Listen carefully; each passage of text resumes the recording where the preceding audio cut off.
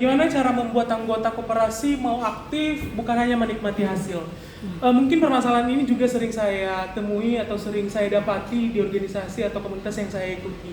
Adapun cara yang efektif untuk membuat anggota dari sebuah koperasi ataupun organisasi adalah pertama merangkul dan mendengarkan aspirasi dari mereka. Kadang-kadang contohnya ini kalau kita kumpul tapi tidak merangkul, tidak mendengarkan atau mengajak bicara, maka mereka akan merasa mereka minder, nggak percaya diri, sehingga kayak mereka datang, udah setelah datangnya, udah gitu aja gitu.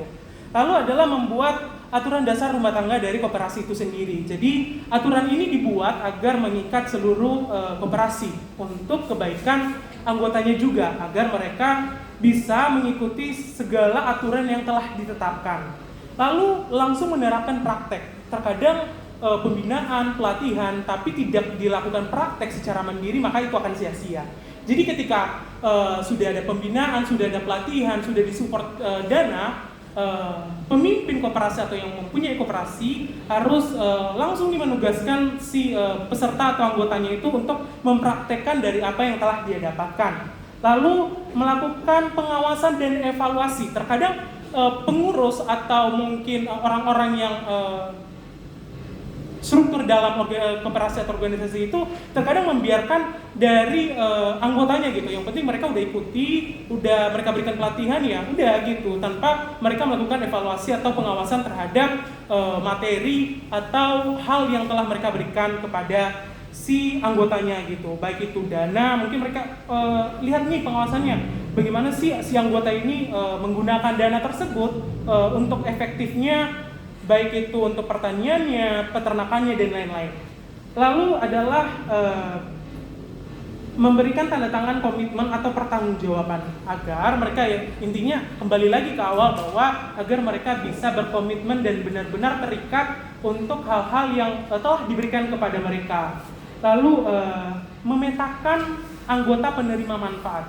Terkadang kayak si A butuh banget ini untuk pelatihan dan pendanaan koperasi, sedangkan si B dia nggak perlu pendanaan, dia hanya butuh pelatihan. Jadi perlunya ada pemetaan terhadap anggota koperasi agar program-program dari koperasi tersebut bisa tepat sasaran. Oke, bagus. Saya akan menjawab pertanyaan dari nomor 4. Apa dampaknya jika masyarakat tidak mau belajar dan berkembang dalam koperasi?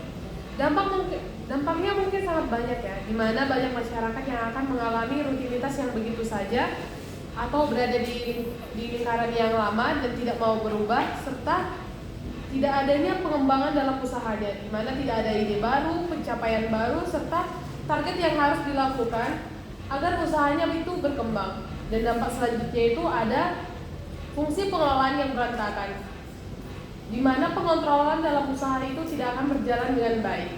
Masyarakat juga pastinya akan bergantung terus-menerus kepada bantuan dari pemerintah atau pihak ketiga atau dalam lingkup koperasi tersebut, yang membuat kemandirian, keterampilan dari masyarakat itu akan semakin memperburuk.